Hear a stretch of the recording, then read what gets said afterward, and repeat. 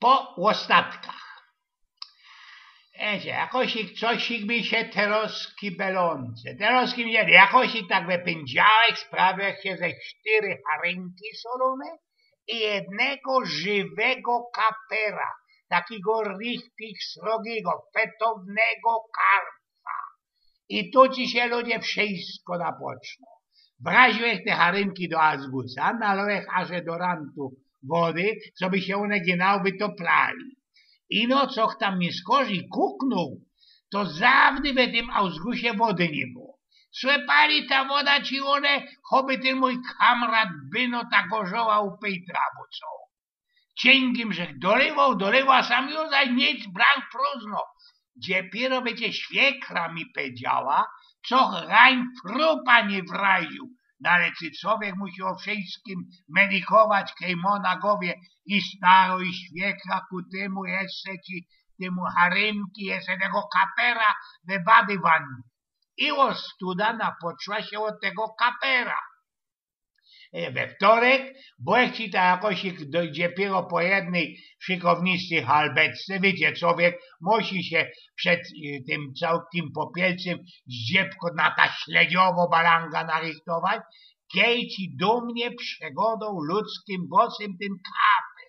Ludzie, zlęknąłeś się niechaj studiosko, bo to przeca nie winiło ani ino zapustny wtorek, nie?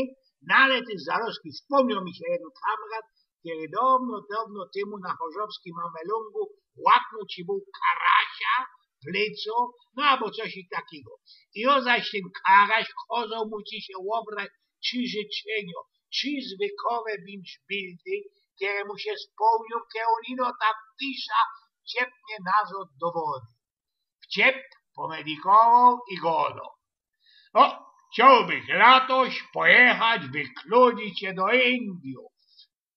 Cosik myrgło i roski siedzieć na elefancie, blank we pościotku jakiejś dziedzinie, wele Gangesu. Gawcy za jego tak na obkoju zajkodą.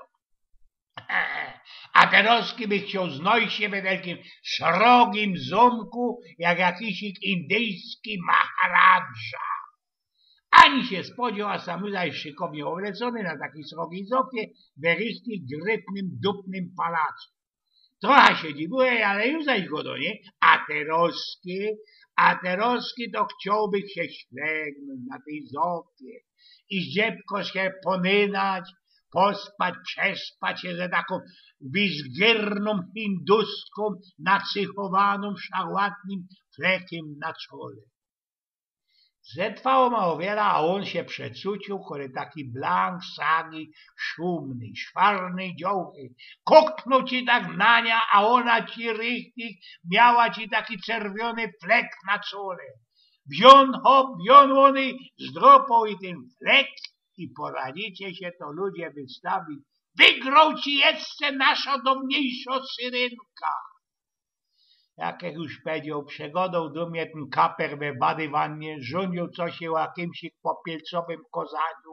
Nie skozy jeszcze napocnął ci rządzi po łacinie, co bych nie przepomniał i że jest, że Hasio i we Hasio się tutaj obróca. Godą wam ludzie zgłupią jak do imentu i zaroski też popędalowo jak do szynku na Gormalską. Bo mi blank i dych i godanie odjeno, tak choby mnie coś ich za hirto nie chciało. Szluknąłeś ino ze 2, no można 3. Pędaluja nazo do chałupy, a sam moja Elza ze sąsiadem bierą się, co by tego kapera zarżnąć. Ecie, żal mi się go zrobiło i do dzisiaj pływie we wady wannie. Wspominał ojciec Pnioku.